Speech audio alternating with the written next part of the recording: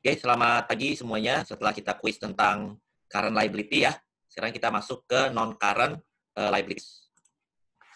Oke, kalau misalkan dari sisi waktu itu kan, kalau current liability berarti dia ya kewajiban atau liabilitas yang jatuh temponya kurang dari 1 tahun. Ya, walaupun kalian sebelumnya belajar juga tentang provisi ya, provisi tadi misalkan terkait dengan kuis, misalkan dia ada kewajiban, perusahaan oil company memiliki kewajiban untuk merestorasi alat-alat yang mereka sudah gunakan, yang mereka sudah bangun di area eksplorasi gitu ya. Nanti pada saat kontraknya sudah berakhir, ya mereka harus beresin loh, misalnya gitu ya, harus diberesin itu semua, ya alat-alatnya, ya termasuk misalkan dengan penutupan tanah dan sebagainya. Ya, itu berarti masuk ke provisi. Walaupun itu sifatnya jangka panjang, tapi bahasannya adalah tentang provisi. Nah, sekarang kita akan bahas tentang non-current liabilities, ya, tentang kewajiban atau liabilitas jangka panjang. Oke, bahasan yang akan kita cakup di sini adalah tentang kalau untuk utang jangka panjang atau liabilitas jangka panjang adalah kita akan bahas bonds payable ya. Oke, atau utang obligasi. Lalu di sini ada utang wesel ya, utang wesel jangka panjang. Jadi kalau utang wesel jangka panjang jangka pendek sebenarnya itu sama aja, cuman masalah di waktu saja gitu ya. Oke, jadi pembahasannya itu sebenarnya sama dengan yang udah kita bahas di short term. Lalu extinguishment of the non-current liability, ya. Oke, lalu di sini ada extinguishment with cash before maturity, ya. Jadi maksudnya nih kalau ada non-current liability yang memang misalkan dilunasi lebih cepat, misalnya gitu ya. Oke. Lalu di sini ada presentation and analysis. Oke, kita bahas satu-satu karena di sini ada beberapa hari ya, ada 2 sesi kalau nggak salah kita bahas tentang long term liability. Oke, yang pertama bonds payable atau utang obligasi, ya. Oke, non-current liability atau long-term debt consists of an expected outflow of resource arising from present obligation that are not payable within a year or the operating cycle of the company whichever is longer. Ya, jadi non-current liability itu adalah ya terdiri dari expected outflow of resources. Ya, jadi estimasi atau ya sumber daya yang harus kita keluarkan ya yang berasal dari apa? Present obligation. Ya, ini kan definisi liability secara umum ya, berasal dari kewajiban sekarang ya, karena peristiwanya sekarang, tapi nanti pembayaran atau pengorbanan resource-nya itu sumber daya di masa depan ya, yang tidak terutang ya dalam 1 tahun atau operating cycle ya mana yang lebih panjang ya. Jadi artinya ya itu tidak akan kita bayar dalam waktu 1 tahun ya atau ya siklus operasi mana yang lebih panjang ya. Oke, intinya dia adalah ya pokoknya utang yang harus kita lunasi lebih dari 1 tahun lah biasa gitu ya. Oke. Contohnya bonds payable ya utang obligasi. Ya lalu tadi ada apa? Utang wesel jangka panjang ya. Lalu ada mortgage payable. Mortgage payable adalah utang ya yang ada jaminannya ya. Oke, misalkan jaminan rumah, tanah gitu ya, itu mortgage ya. Lalu ada utang pensiun. Pensiun liability ya karena setiap perusahaan itu kan punya karyawan ya. Karyawan itu ada yang namanya nanti pesangon gitu ya, pesangon di kemudian hari. Nah, itu udah terutang tuh dari sekarang ya. Dan lease liability. Nah, lease ini akan kalian pelajari setelah UTS ya kalau nggak salah ya terkait dengan utang sewa ya. Oke. Nah, kadang-kadang utang jangka panjang itu has a various covenant and or restriction. Jadi ada yang namanya debt covenant atau perjanjian utang ya. Jadi kalau kita punya utang ke bank misalnya gitu ya, itu pasti ada perjanjiannya. Ada perjanjian kredit ya. Oke, perjanjian kredit itu kan lihat seberapa jauh ya misalnya kita memenuhi rasio-rasio tertentu gitu ya. Karena kalau kita punya utang pasti kita dijagain lah istilah gitu ya. Oke, kita tuh diawasi. Ya, di pengawasan itu nanti ada dalam kontrak yang kita bilang sebagai covenant ya atau di situ nanti ada restriksi-restriksi tertentu. Ya. Oke, tipe dari bonds ya, common types of found in practice. Ya, jadi ada bonds yang secured atau insecured, ya, unsecured atau secured, ya. Jadi bonds yang ada jaminannya atau tidak gitu ya. Oke, ada serial bond atau callable bond atau term bond, nah itu macam-macam ya. Oke. Callable bond itu berarti bonds yang bisa ditarik ya sebelum jatuh tempo. Serial itu berarti dia berseri ya. Oke, step by step nanti keluarnya atau ada term ya dalam term tertentu. Nah, ini ada tipe-tipe bond yang bisa di-convert, ya berarti artinya surat utang itu nanti bisa dikonversi ya menjadi saham misalnya gitu ya. Oke. deep discount bonds, commodity back dan sebagainya ya. Oke. Dan lain-lain ya. Oke, kita akan bahas yang paling dasar dulu aja ya. Bond contract known as a bond indenture. Ya, jadi ada kontrak utang obligasi yang disebut dengan bond indenture ya. Oke. Represent a promise to pay sum of money designated maturity date ya. Jadi dalam perjanjian dalam perjanjian utang obligasi tersebut ada ya perjanjian ya, ada tanggal jatuh temponya ya, lalu ada berapa bunganya ya, nominalnya dan sebagainya. Ya, jadi ada kayak sertifikat lah gitu ya. Oke. Pembayaran bunganya setiap tahun atau setiap 6 bulan ya, itu ada dalam bond indenture. Oke. Nah, sekarang kita lihat di sini contohnya ya, what do the number means? Misalkan Vodafone Group. Nah, ini issuernya berarti ya, company name sebagai penerbitnya, kuponnya ya, bunga kupon ya. Misalkan ini 5%, berarti 5% per tahun. Maturity date berarti ini kapan dia tanggal jatuh temponya. Ini harganya, price-nya gitu ya. Oke. Ini yield-nya berarti artinya sebenarnya obligasi ini bunganya itu 4,05% ya. Oke, lalu di sini credit worthiness, ini adalah ratingnya. Rating dari obligasinya ini. Ya, karena ada AA, ada BB plus dan seterusnya. Ini ada ditentukan oleh pemeringkat rating, pemeringkat kredit. Ya. Oke. Issuance and marketing bonds to the public ya. Oke. Itu biasanya tax weeks or month yang memerlukan waktu ya mingguan atau bulanan. Issuing company must arrange for underwriter, obtain regulatory approval of the bond issue, undergo audit and issue of prospectus ya. Have a bond certificate printed. Jadi intinya ya dia harus misalkan dia mau nerbitin bonds di ya pasar uang atau pasar modal ya. Oke, ya itu pasti tentunya ada regulasi-regulasi yang harus dia taati gitu ya, harus dia penuhi. Oke, harga jual dari bonds itu biasanya ada supply and demand ya, tergantung dari supply and demand-nya. Ya, jadi harga itu kebentuk dari penawaran dan juga permintaan. Ada resiko pasti dalam setiap bonds, ya karena kita lihat juga kondisi perusahaan pada saat kita beli bonds itu kan kita akan melihat profile dari company, ya. Oke. Nah, investment community value bonds at the present value of expected future cash flow, which consists of interest and principal. Jadi nanti bonds itu akan ada pokok dan ada bunganya. Oke ya. Oke, sekarang kita lihat di sini contohnya ya. Ini kita lewatin dulu aja ya, langsung ke ini. Ya. Nah ini, misalnya bonds, ya, misalnya ya, bonds tersebut atau utang obligasi nawarin bunga 8%. Ya. Nah, kalau suku bunga pasar 6, berarti bonds ini kira-kira dijual dengan harga berapa kira-kira? Bonds sold at, jadi artinya di atas harga nominal, di bawah harga nominal, atau pas di harga nominal. Jadi bonds ini bunganya 8%. Dia nawarin kita bunga 8%. Ya. Oke. Sementara di pasar suku bunga rata-rata berapa? 6%. Berarti bonds ini akan dijual dengan harga apa? Dengan harga premium ya, betul nggak? Karena suku bunga pasar di rata-rata di pasar 6%. Sementara dia nawarin bunga berapa? 8%. Pasti harganya lebih mahal gitu ya. Oke. Sesuatu yang menawarkan lebih menarik pasti harganya lebih mahal. Ya, dia nawarin bunga 8% sementara suku bunga di pasar 6%. Ya, berarti dia diterbitkan dengan harga biasanya premium. Ya. Sementara kalau market interest-nya sama 8%, berarti dia diterbitkan dengan nilai sama, par value. Jadi harganya 100, ya, nominalnya 100, maka dijual juga dengan harga 100. Nah, kalau suku bunga pasar 10%, sementara dia cuma ngasih bunga 8, ya berarti dia dijual dengan harga lebih murah, dengan harga discount. Ya, oke. Nah, sekarang coba kita lihat. Santo, ya, SE issue 100,000 bonds date Januari 1. Ya, due in 5 year with 9% interest payable annually on Januari 1.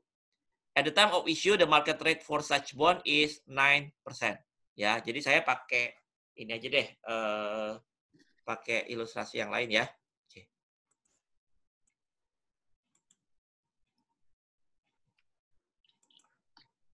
Oke, ini ya. Kita pakai ini.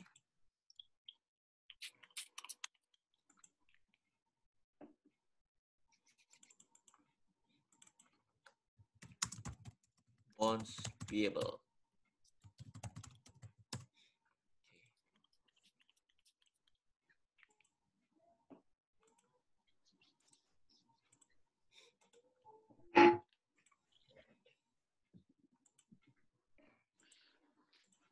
Oke, misalkan ya, kita bahas bonds payable ya. 2 Januari 2020 ya, PPM Company issued bonds payable. Ya, jadi dalam rangka dia membutuhkan dana gitu ya, dia bisa menerbitkan yang namanya surat utang. 2 Januari 2020 PPM Company menerbitkan surat utang ya. Nominal nominalnya katakanlah 200.000. Nah, nilai nominalnya 200.000 ya.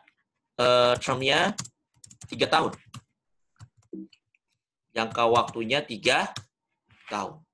Nominal 200.000, jangka waktu 3 tahun ya. Oke. Obligasi ini menawarkan bunga ya, kupon rate-nya ya. Katakanlah di sini kupon rate-nya adalah dia menawarkan bunga 8%. Ya. Oke. Term 3 tahun, kupon rate-nya 8%. Ya.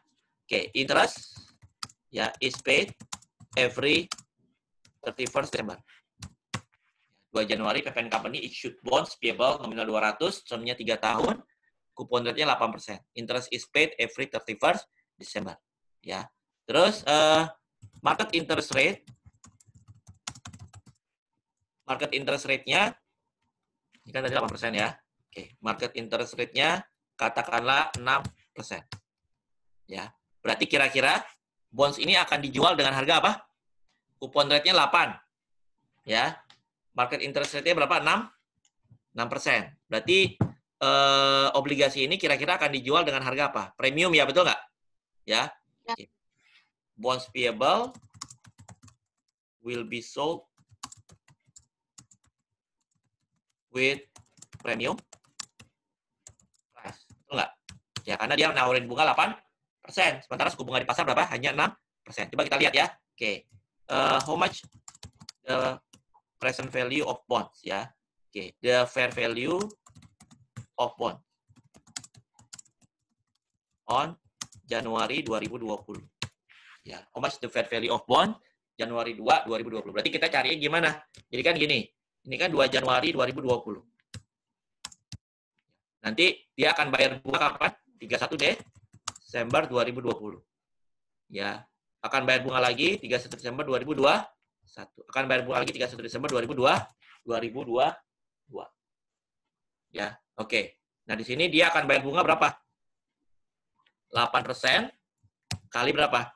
200.000. Ya, 16. Ya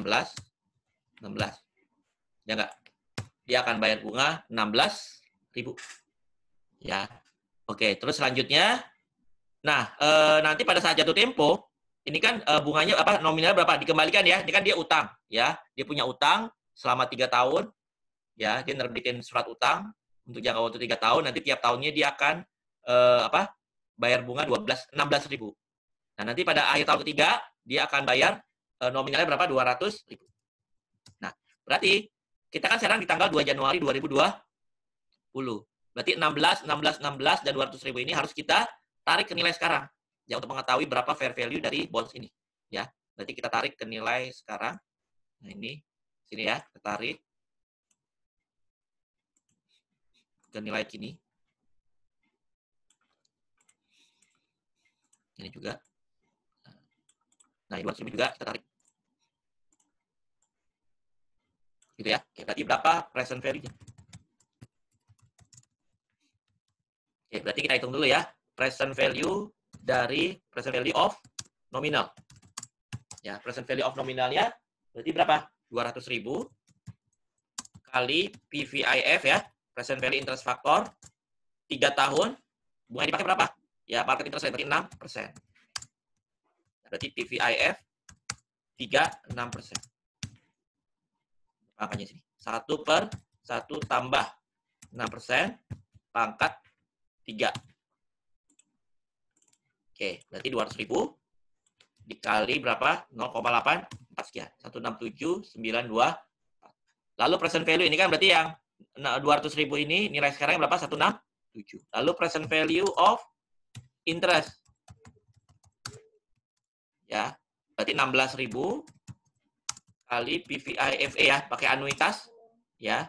3%, 3 periode 6%.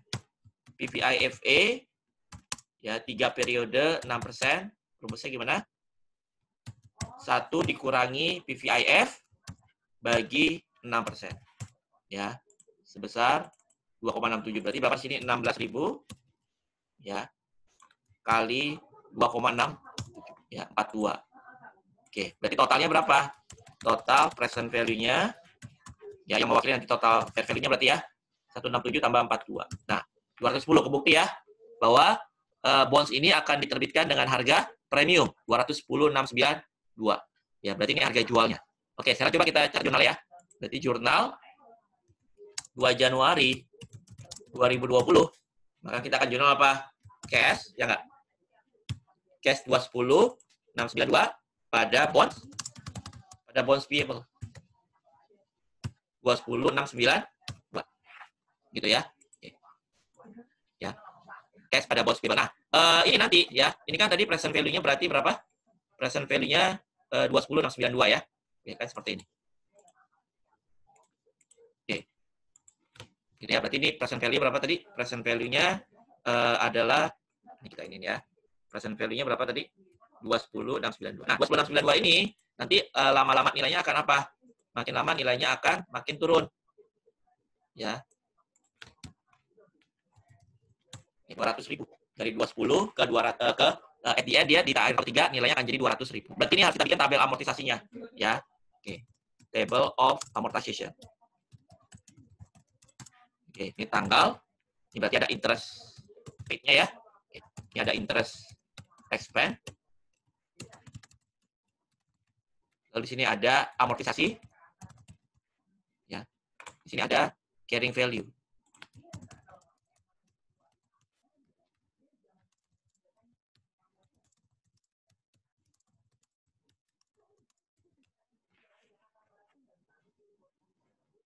Oke, 2 Januari tadi berapa carrying value-nya? 210.692. Nanti bunga yang akan dia bayar tiap tahunnya berapa? Ya. Berapa? 16.000 ya. 16.000. 16.000.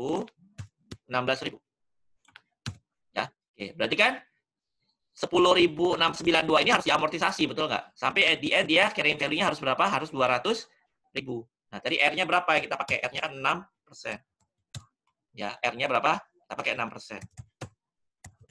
Ya, berarti di sini interest expense-nya berapa? 6% kali 210.692.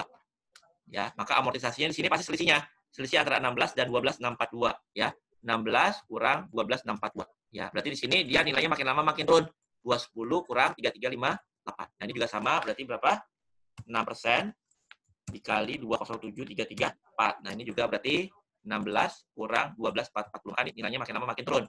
207 kurang 356. Ini juga sama, ya. 6% kali 203.774. Ya. Berarti ini 16 kurang 12.226. Berarti ini tinggal berapa? 203 kurang 3774 gitu ya. Oke, 200. Sama ya? Oke. Nah, berarti jurnalnya gimana? Berarti kan coba nih kalau kita lihat amortisasinya berapa totalnya? Ya, amortisasinya selisihnya ya sebesar 10.692. Ya. Oke. Jadi real interest yang dia bayar berarti kan 16.000 kali 3. Ya. Nah, real interest expense dia sebenarnya adalah berapa? Ya. 37308. 37308 tambah 10.692 kan 48.000. Ya. Jadi yang sebenarnya kan tadi nilai nominal 200 tapi dia jual dengan harga 10.692.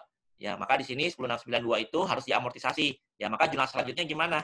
31 Desember 2020. Maka di sini jurnal apa? Interest expense, ya. Interest expense-nya berapa? Interest expense-nya kan 16.000. Pada apa? Pada cash. 16.000. Selanjutnya apa? Nah, ini amortisasi, berarti nilainya obligasi makin lama makin turun. Maka apa? Bond spill pada apa? Pada interest expense. Ya, sebesar berapa? Ya, sebesar 3358. Nah, berarti kan satu sisi dia bayar bunga 16. Ya, satu sisi dia bayar bunga 16, di lain sisi ya nilai bond payable dia turun 3358. Ya, berarti di sini sebenarnya net interest expense dia berapa? Net interest expense dia berarti 16.000 kurang 3358 atau 1264. Ya, 12642. Sama kayak ini ya. Oke, berarti satu sisi dia bayar bunga 16, di lain sisi ya, tadi kan dia ada premium tuh. Ya, 10692. Ya, nah premium itu disebar dalam 3 tahun. Ya. Berarti pendapatan premiumnya tersebut disebar dalam 3 tahun, tapi dia cara mengakui pendapatannya adalah dengan cara mengurangi interest expense. Ya, makanya net interest expense-nya jadi lebih kecil, 12642. Ya, karena satu sisi dia memang bayar bunga 16, di lain sisi dia mengakui pendapatan 3358. Berarti net interest expense dia adalah 12642. Ya, nanti berarti di akhir ya, 31 Desember 2022, ini kan jurnalnya sama seterusnya ya. etc. Ya. Dan lain-lain ya. Oke. Nah, nanti di akhir periode pada saat pengembalian, berarti dia akan jurnal apa? Ya, bonds payable langsung ya pada cash. Karena nilai bonds payable-nya udah berapa? Udah 200. Ya, dia kembalikan dengan harga 200. Gitu ya. Oke. Untuk selanjutnya saya akan kasih tugas ke kalian. Ya, dikumpulin hari ini juga. Ya. Berarti tugasnya ini ya. Saya akan ganti case-nya. Tugas. Ya. Nah, ini saya akan ganti. Nah, ini. Ini untuk tugasnya. 2 Januari PPN Company issue bonds ya dengan nilai nominal 300.000. Subsidinya 3 tahun. Kupon rate-nya ya. Kupon rate-nya 10%. Ya. Market interest rate-nya adalah 12%. Oke, berarti requirement-nya determine fair value of bond. Journal entry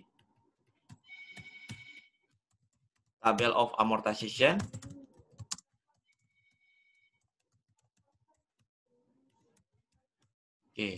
Journal entry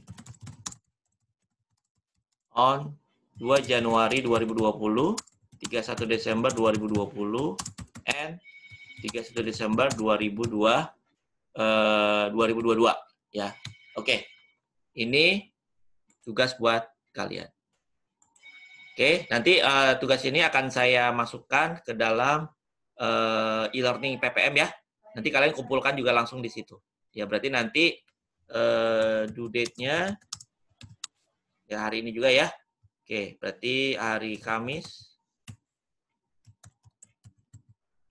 Thursday, ya.